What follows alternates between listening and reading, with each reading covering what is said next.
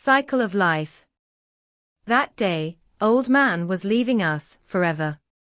I heard my mother calling relatives and friends, one by one, on phone and telling the news in sobbing voice. They will take out ventilator today, at around 3 p.m. You may come to see him before that. A week before that day, when he was taken to hospital, my father was helping Grandpa to lie on back seat of our car. I could not forget Grandpa's last unanswered reply when I, while trying to control my tears, asked my mother whether he would be all right. Grandpa called me by weak gesture, and softly caressed my hair as he generally used to do. But, very soon, his hand slipped away from my head, holding left part of his chest to unsuccessfully stop the rising pain. He was struggling to breathe normally. He was the same man who once almost ran to market in heavy rain to buy inhaler for me, when I lost the one in school and was little breathless, because of asthma I had. But when it came to him that day I could not do much, but just cried. My mother embraced me saying Grandpa would come back soon. A night before that day, at hospital's reception, my mother was consoling my distressed-looking father to accept the destiny. It has to happen one day. I did not understand what it meant, but simply closed my eyes and prayed God to let my grandpa be well soon.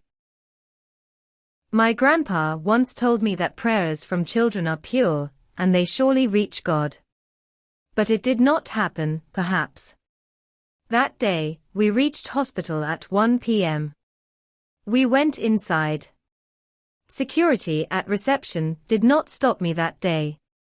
I was following my mother trying to meet her pace, climbing stairs, to ICU where Grandpa was admitted. A nurse guided us to a room. After a long week gap I saw my grandpa, my best friend. Grandpa was sleeping peacefully on hospital bed. There were many small TV and radio-alike boxes with tiny lights. Few boxes were making beep-beep sound in rhythm. I knew that the sound was fading heartbeats of my best friend, my grandpa. Then I saw my father, with red and swollen eyes, sitting closer to Grandpa's bed. My mother could not control herself. She started sobbing loudly, kneeling at my father's shoulder. My father gently stood up and took my crying mother out of the room. I was left alone with the most adorable man of my life. I went closer to him, where my father was sitting just few seconds back. I watched the face of my dear grandpa. There was no pain, it was calm and composed. Even with few plastic tubes in his nose and mouth and a white foggy gas mask on it, I found his face quite charming and graceful. I started caressing Grandpa's hair. I wished that he utter my name, just once. It was the same mouth that told me so many stories, every day, until I slept.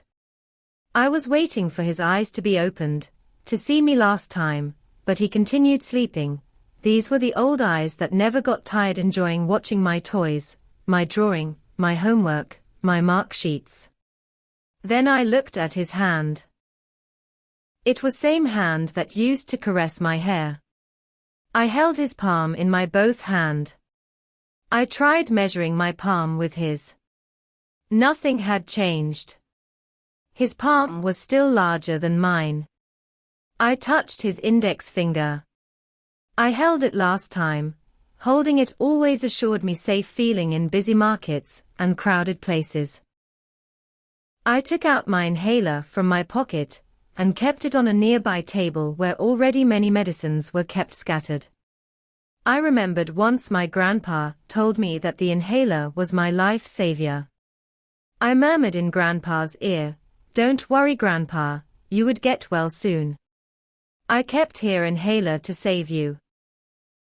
It's a boy, exhilarated voice of my father brought me back in my present. Today, after 18 years later on the same floor of the same hospital, I found my father rushing towards a nurse who was carrying a just-born baby. "What are you doing there, "Come, look at him, he resembles ditto your grandpa," almost shouted my father in excessive excitement, carefully holding the baby in his arms. But I saw my grandpa in my father more than in my just-born son. A new cycle of life has started, to repeat itself once again. Thank you so much for watching the video. For more videos like this, subscribe my channel and press the bell icon.